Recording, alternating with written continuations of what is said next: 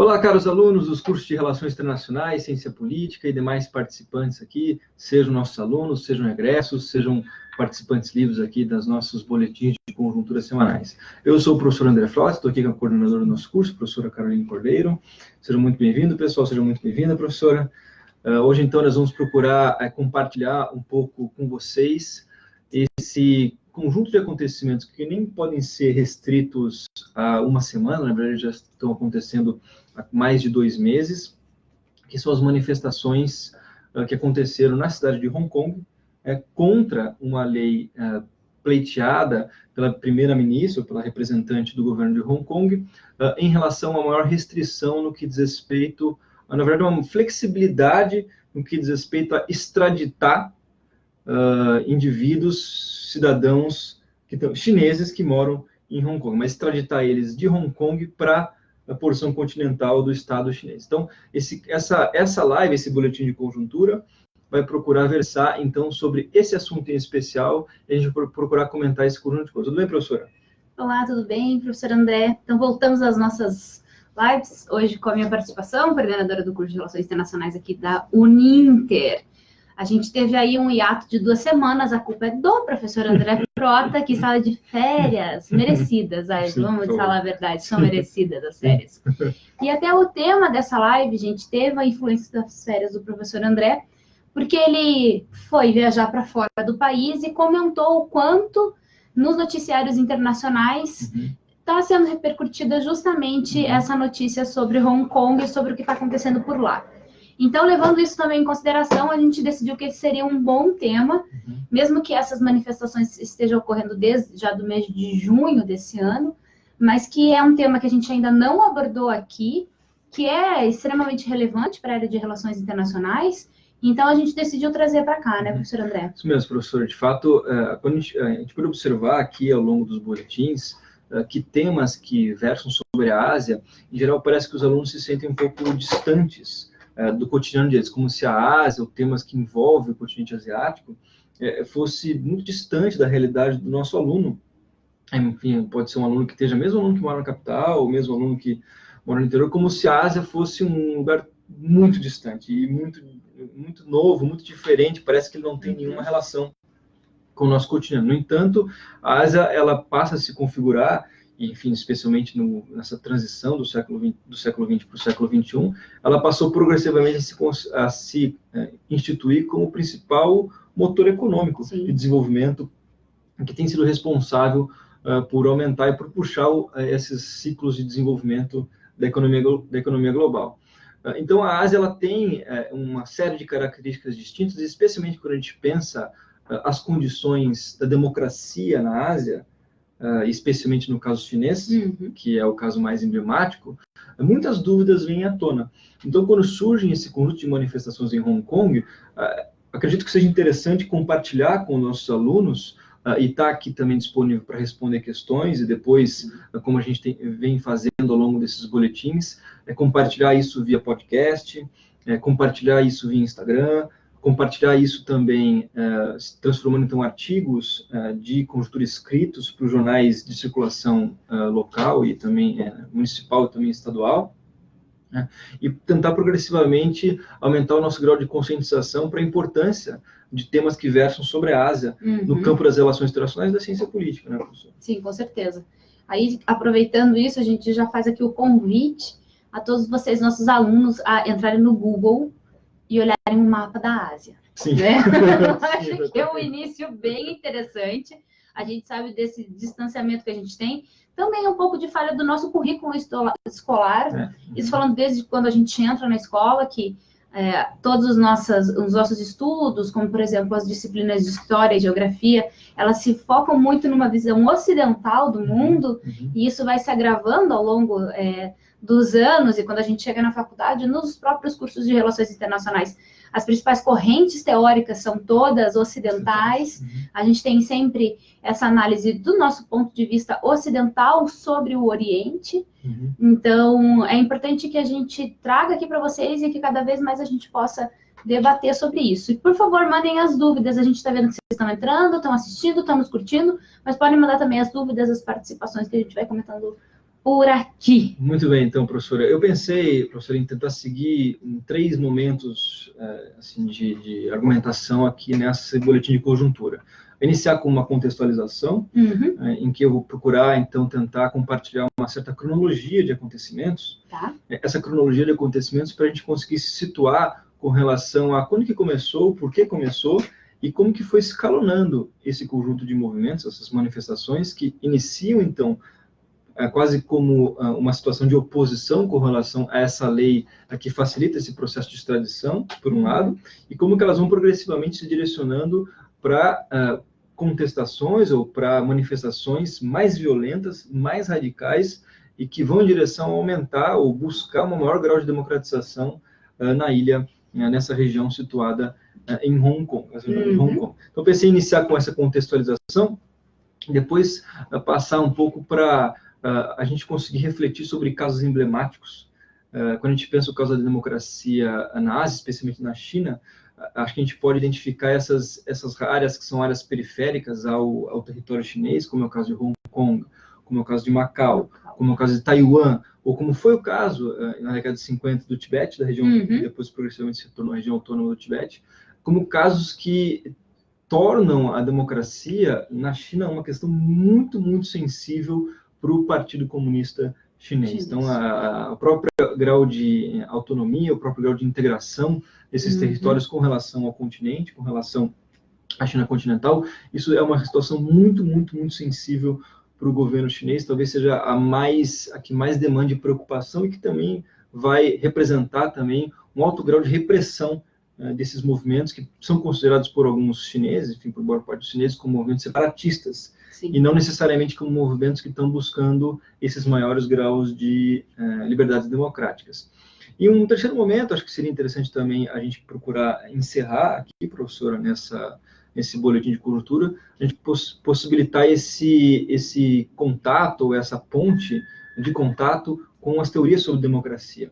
Especialmente pegando, então, esse link com disciplinas que os alunos têm nos cursos de Relações Internacionais e Ciência Política, em que tentam demonstrar como que a gente pode avaliar, ou seja, como avaliar a qualidade de uma democracia, né? Como a gente conseguir avaliar quais são os critérios que tornam um regime político ele ser, ou poder se aproximar dentro de um regime que a gente possa considerar democrático. Então, acho que esses conjunto de questões, eles devem estar presentes quando a gente está pensando aqui o caso da democracia na Ásia. Professor, então, acho que a gente pode começar o primeiro ponto. Eu vou só fazer uma breve participação nesse primeiro ponto, nessa parte do histórico. Acho que o que é importante a gente lembrar? Hong Kong foi um protetorado do Reino Unido, né? Especialmente da Inglaterra. Então, a gente precisa lembrar disso. Durante boa parte da história daquela região, a gente teve essa questão do protetorado, em que já existia, principalmente nos últimos anos, uma autonomia da região, né? Mesmo tendo essa ligação direta com o Reino Unido. Então, já existia, nessa época, um grau de autonomia. Bom, em 1997, olhando aqui a minha cola, o que aconteceu? Existiu uma negociação entre a Inglaterra, especialmente, e Pequim, em que essa região, então, foi passada, essa colônia, se a gente pode chamar de colônia, uma nova colônia, foi passada, então, para Pequim. Então, só, gente, em 1997. Quando isso aconteceu, quando existiu essa negociação, o que ficou decidido? Pequim se comprometeu a respeitar uma série de direitos autônomos de Hong Kong. Tá? Então, o que a gente precisa entender? Em 1997, então, Hong Kong passa a ser um território chinês, mas com a sua autonomia preservada, né? E esse território foi um território muito importante para a China, principalmente na época da abertura. E aí a gente está falando de economia, né? Então, foi uma região muito importante porque é um dos maiores centros financeiros do mundo, né? A Bolsa de Hong Kong é uma das maiores e com uma movimentação muito grande e com muito impacto no sistema financeiro internacional.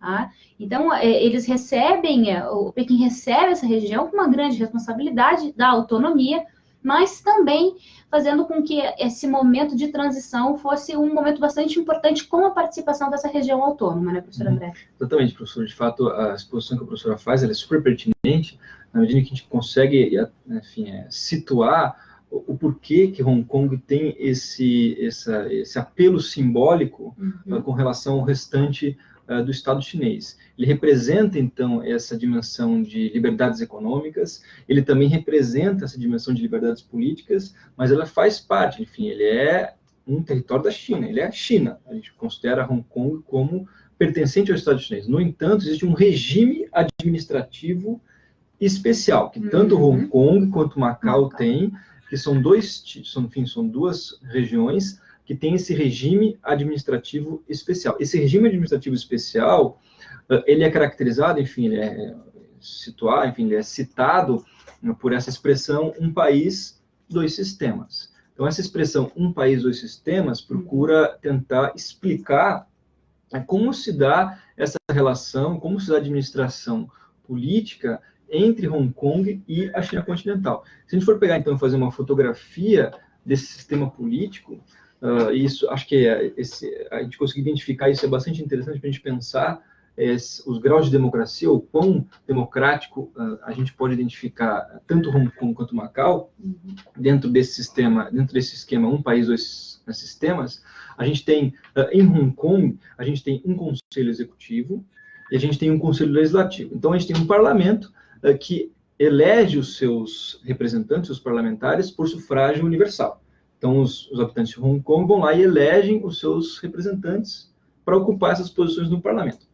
E esses parlamentares elegem, então, esse representante que vai, então, formar e vai ser presidente do executivo.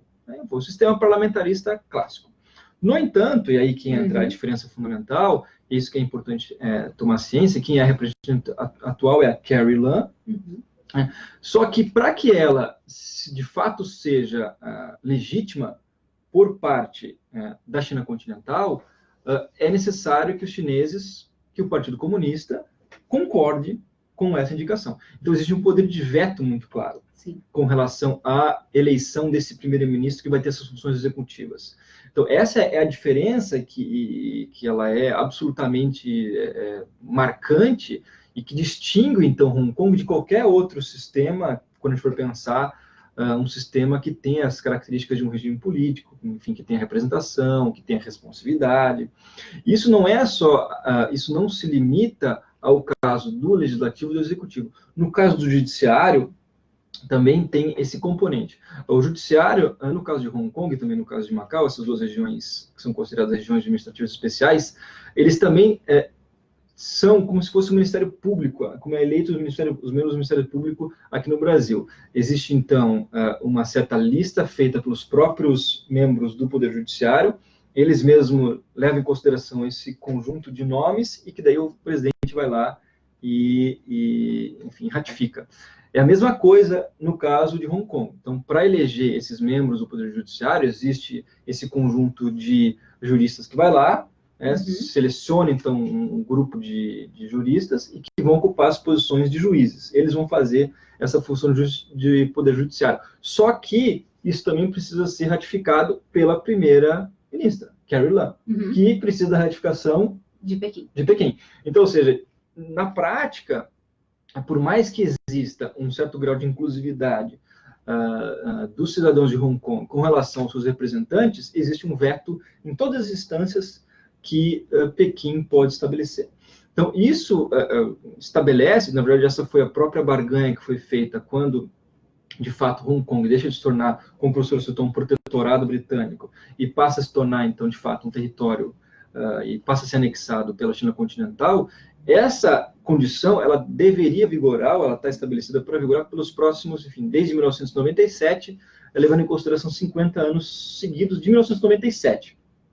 Então, em 1997, se a gente somar 50 anos, sei lá, 2040 e alguma coisa. 2047. Sim. 2047. Então, até 2047, esse sistema, ele deveria vigorar. Né? Então, se a gente for voltar agora e tentar fazer uma cronologia dessas manifestações, a gente tem lá, no dia 9 de junho de 2019... Posso te interromper? Claro, por favor, professor. Acho que é só importante a gente lembrar, antes de a gente ir exatamente para essas manifestações, acho que é importante a gente lembrar que esse sentimento de inquietação sobre esse modelo, um país e dois sistemas, ele já apareceu antes, em 2014. Né? Porque o que acontece?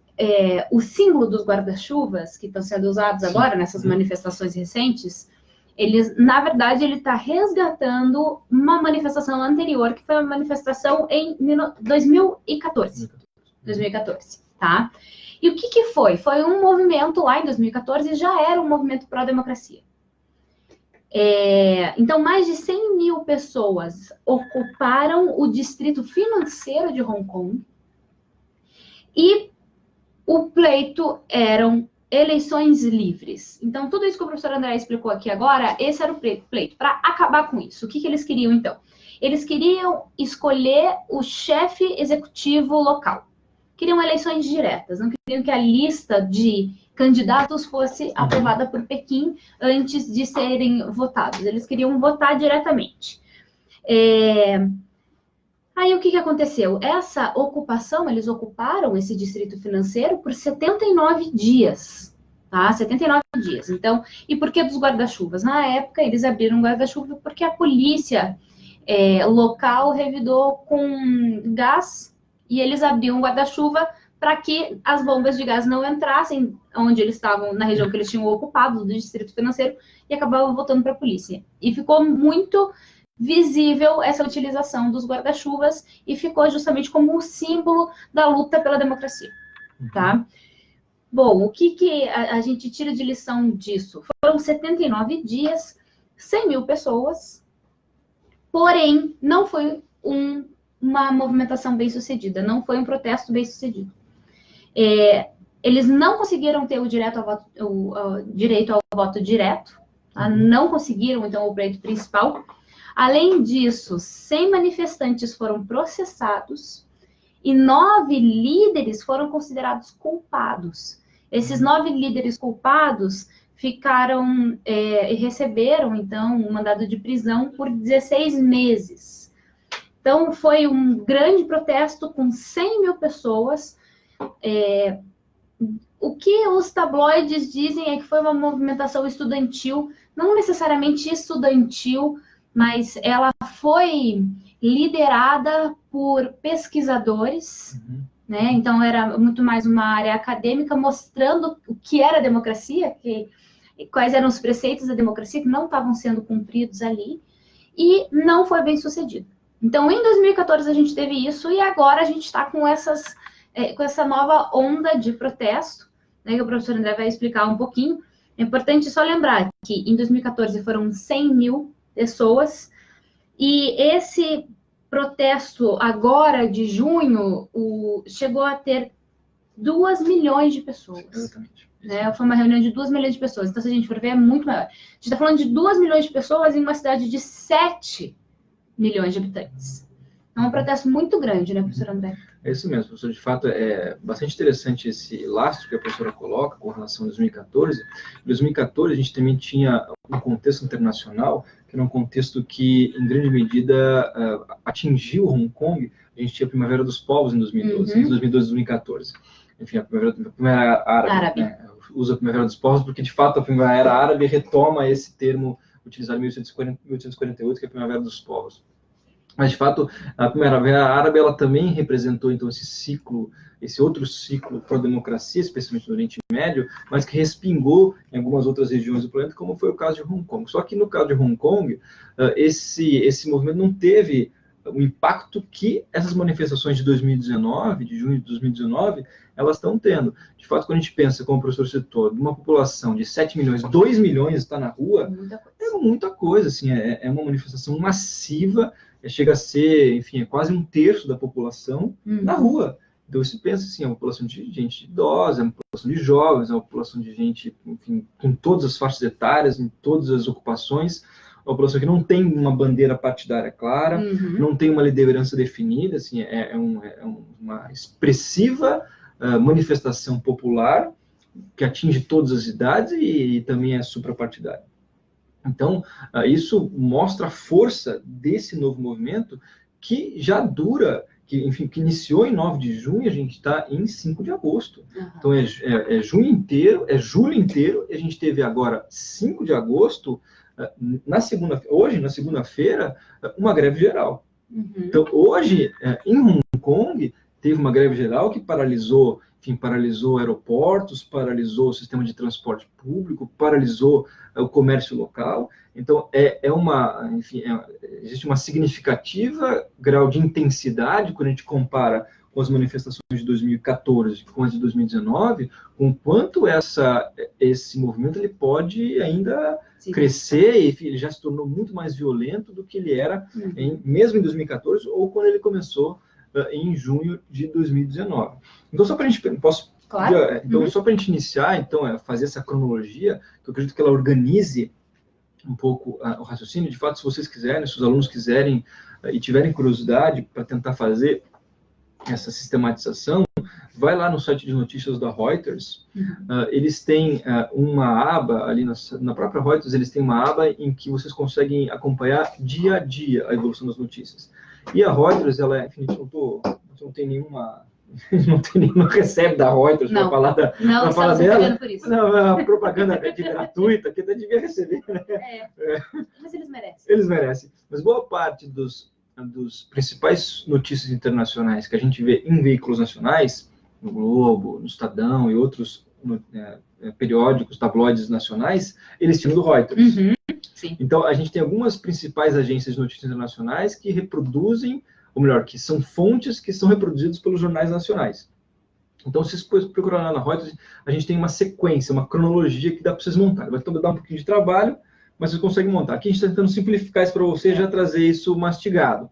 Mas, de fato, quando a gente for observar, a gente tem 9 de junho como essa primeira onda de manifestações, que foi, então, basicamente contra essa lei que flexibiliza o processo de extradição, dada, então, pela primeira-ministra, a Carrie Lam. Nessa primeira ciclo, esse primeiro final de semana, esse primeiro domingo de 1º de junho, basicamente, as manifestações tiveram esse objetivo de tentar conter essa medida. E, a princípio, a Carrie Lam se demonstrou, segurou a onda. Não, pera lá e tal, vamos tentar negociar, enfim, isso é uma demanda importante, fez o jogo. Ali, em 18 de junho, ou seja, no final de semana seguinte, a gente tem ela já pedindo desculpas publicamente, e já procurando, enfim, suspendendo o projeto de lei e já colocando o cargo à disposição. O que acontece é que Pequim, se a gente for agora retomar aquela organização que a gente fez, a estrutura política, Pequim vetou a renúncia dela. Então, ou seja, Pequim tem a autonomia e tem a força para vetar tanto a indicação quanto a renúncia. Ou seja, você não vai sair, você vai ficar aí e vai aguentar o tranco. Se vira. Vai ter que engolir. Vai ter que engolir, se vira com esse problema aí. Então, ela não consegue renunciar. O que acontece é que aí se estabelece um impasse, porque Pequim não aceita a renúncia dela e os manifestantes querem a renúncia dela. Sim. E aí o grau de violência das manifestações começa a escalonar. Então, a partir desse impasse que estabelece entre os manifestantes e Pequim sobre a Carrie Lam, que é claramente um jogo de forças, que Pequim demonstra força, os manifestantes estão demonstrando forças, aí a violência começou a estourar. Aí a gente tem, então, as manifestações que passam a invadir o parlamento, por exemplo, no dia 1º de julho, que é 20 dias depois de quando as manifestações começam, a gente já tem os manifestantes invadindo o parlamento, pichando o parlamento. Ou seja, não é só aqui, enfim, na América Latina, não é só no continente europeu que o pessoal vai e acaba adotando uma postura um pouco mais violenta. Eles invadiram shoppings. Invadiram shoppings, enfim, comércio local. É brincadeira, Vejam bem, a gente está num centro comercial, como é que invade shopping? Não, é uma brincadeira. Então, é muita vontade de democracia. Exatamente. Mas, enfim, então a gente tem esse grau de escalonamento que inicia em 1º de julho, mas se a gente vai ter, então, até 5 de agosto, isso vai progressivamente se transformando, não apenas num movimento pelo fim dessa lei de extradição, também pela renúncia da Carrie Lam, mas vai se transformando, então, um movimento por uma autonomia maior. Só que aí entra assim, esse grau de centralização que existe pelos movimentos. Então, a gente não tem agora uma unidade de todos os manifestantes com relação a se tornar independente da China continental. Mas a maior parte dos manifestantes mais radicais já querem independência total. Então, ou seja, aqui já começa a se transformar numa seara ou num ambiente muito mais perigoso. Sim. E enfim, quando eu estava de férias, eu estava vendo o BBC Internacional, e como de fato... Ele é muito chique, gente, a gente precisa falar disso. Não, Regina. Mas, assim, quando eu estava de férias vendo a BBC Internacional, que é uma agência de notícias britânica, que, claro, vai cobrir Hong Kong com muito mais, enfim, com muito mais acuidade do que muitas vezes aqui. News, por exemplo, né? Ou mesmo agências de notícias nacionais, aqui, enfim, brasileiras. A gente notava que a própria China continental já estava emitindo propagandas mostrando o poder bélico chinês. Então, assim, era muito engraçado ver uma propaganda do governo chinês mostrando assim a arma chinesa, os chineses indo e conquistando. Assim, o governo chinês já falou que não terá problemas em mandar soldados das Forças Armadas do continente para a ilha, né? Então, está ficando bem complicado. Então, esse é um limiar, professor, de fato, que a gente nota que se isso evolui para um movimento separatista, e a opinião pública, tanto internacional quanto a opinião pública mesmo chinesa, perceber isso e conseguir ser convencido de que esse é um movimento separatista, a legitimidade que o governo chinês vai ter para reprimir com força bruta vai ser muito grande. Sim. Vai ser muito grande. Então, aqui a gente tem esse impasse que a gente está no dia 5 de agosto de 2019. A gente também precisa lembrar, gente, que o grande motivo era dessas manifestações agora era a lei. Sim, né? Exatamente. E agora a votação da lei, ela foi suspensa. Então não existe mais. O primeiro objeto, ele não está mais lá. Sim. Né? Então aqui a gente está falando agora de um anseio de uma população de uma determinada região por democracia. E aí acho que a gente pode até entrar no nosso último tópico. Sim. Antes de entrar no nosso último tópico, eu vou registrar aqui que para falar de teoria, a gente usou como base o nosso livro aqui, Sim. da casa. Então, deixa eu fazer a hora do merchan. A hora do merchan, uma introdução à teoria da democracia. A gente está usando isso aqui como base. Lembrando que sempre que a gente está na área acadêmica, a gente tem que ter fonte confiável. E nós confiamos muito nesse livro. Foi o professor da casa, o professor Pedro Medeiros, né? Então é com base nele que a gente vai argumentar agora. Enfim, acho que é importante esse paralelo que a professora Caroline procurou apresentar, que de fato, quando a gente está pensando e analisando esses temas que envolvem a conjuntura internacional, especialmente quando a gente está pensando a qualidade da democracia, existem algum conjunto de autores que vai explicar isso com um certo grau de sistematização. E aqui o professor Pedro de Medeiros, ele faz esse balanço, faz um livro super didático e super claro. Assim, ele é muito bem escrito, ele é muito claro, e o professor apresenta, então, esses autores que eles são considerados como os autores da teoria ortodoxa da democracia. E entre esses autores, que são os autores considerados como os ortodoxos da democracia, a gente tem o Robert Daw, que é um autor, talvez o autor a face mais conhecida, especialmente pelos norte-americanos, e também pensando no restante, enfim, dos pesquisadores na área de ciência política que estudam a democracia. O Robert Daw talvez seja essa figura mais popular entre a teoria da democracia. E o Robert Daw apresenta um modelozinho super simples, super elegante, em que combina basicamente duas dimensões para a gente identificar qual é a maturidade de um governo democrático. Ele combina, de um lado, ele faz assim um gráfico dividido em dois eixos. Um eixo que seria, então, o grau de contestação pública, o grau de contestação política, ou seja, a possibilidade, então, de ter diferentes partidos competindo, a existência de competição entre as elites políticas. Será que a gente tem elites políticas competindo em Taiwan para poder se valer, então, de um cargo de representação? Quantos partidos? Qual é o grau de competição que existe, de um lado? E, de outro lado, a gente tem, então, a inclusividade, que seria o quanto a população consegue se transformar em um representante. o quanto ela consegue votar e também o quanto ela consegue ser votada. Então, esses dois eixos, que é de um lado a inclusividade, de outro lado o grau de contestação pública, eles formam, então, o modelo que o Dahl apresenta como um modelo que, quando combinado essas duas dimensões, a gente tem democracias maduras. Quando essas dimensões elas não andam em conjunto, a gente tem ou modelos que são considerados por ele como, por exemplo, oligarquias competitivas, que seriam, então, as pessoas não conseguindo votar nem ser votadas, mas as elites disputando, ou, de outro lado, ele chama de hegemonias inclusivas, que a gente tem um único partido em que as pessoas só podem votar nele, que seria parecido com o modelo chinês, né, uma hegemonia inclusiva. Tem o Partido Comunista, as pessoas só podem votar no Partido Comunista. Então, há esses graus de variação, há esses tipos de regimes políticos que são apresentados e que o Robert Dahl ele mostra isso, ele apresenta isso de maneira muito elegante, muito simples e muito direta, e pode ser aplicado em vários contextos que nós estamos analisando. E o caso aqui, asiático, ele também pode ser aplicado. Né? Então, acredito que essas três, enfim, fases, acho que em grande medida, claro.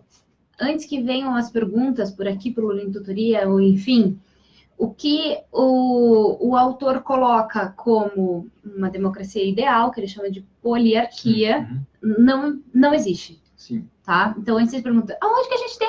Não temos. Sim. Né? Então, a gente ainda não conseguiu juntar tanto as elites políticas quanto a inclusão, né, gente? Então, a gente não viu ainda dentro de todas as democracias, as diferentes formas de democracia, uma democracia madura ou plena, né, a ideal.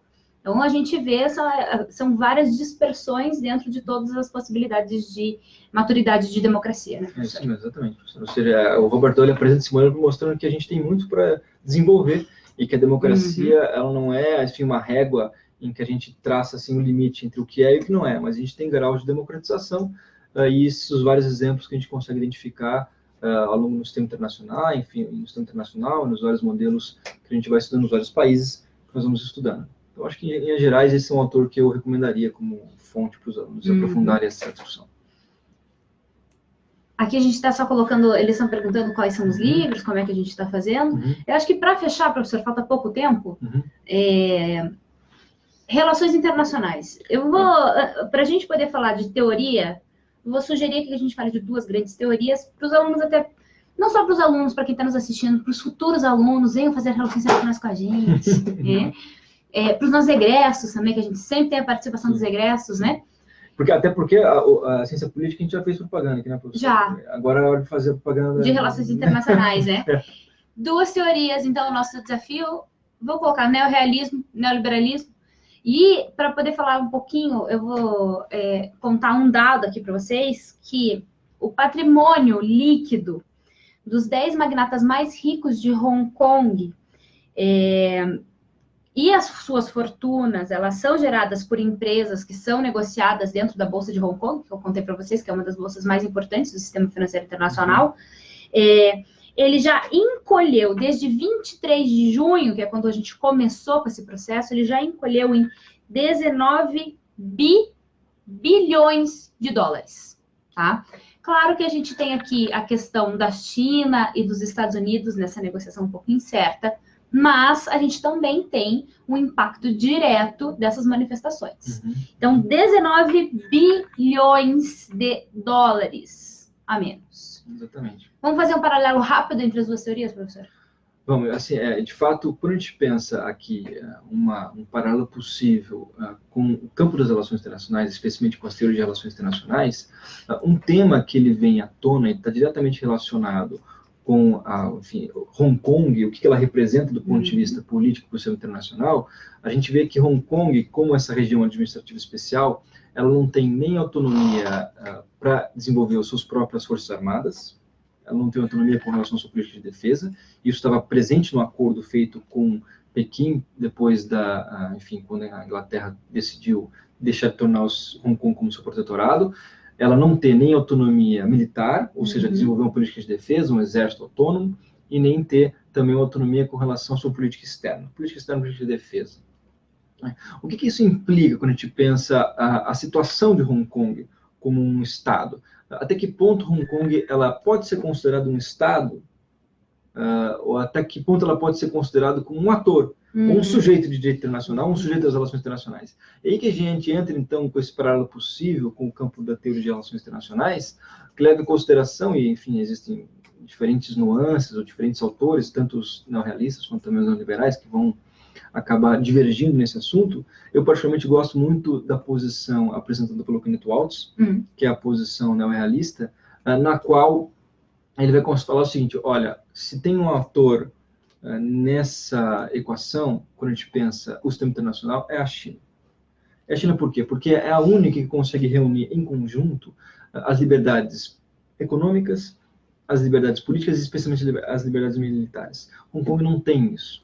Então, enquanto Hong Kong não tiver a capacidade de desenvolver umas forças armadas próprias, enquanto ela não tiver a capacidade de desenvolver uma política externa autônoma, ou seja, autonomia internacional, não adianta ela ter autonomia doméstica. Não adianta ela ter liberdade de poder eleger seus representantes se ela não tem a liberdade de poder ter as suas próprias forças armadas.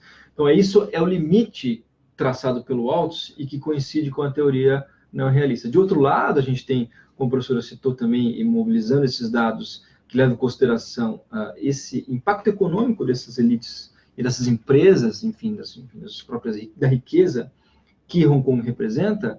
A gente tem Hong Kong como um ator que estabelece relações econômicas, que é interdependente com a China e com outros grandes mercados, que tem uma relação direta com os principais, enfim, com o sistema financeiro internacional, e que a partir do momento em que ela é impactada diretamente por essas manifestações, ela impacta a própria China comunista e o próprio sistema internacional como um todo.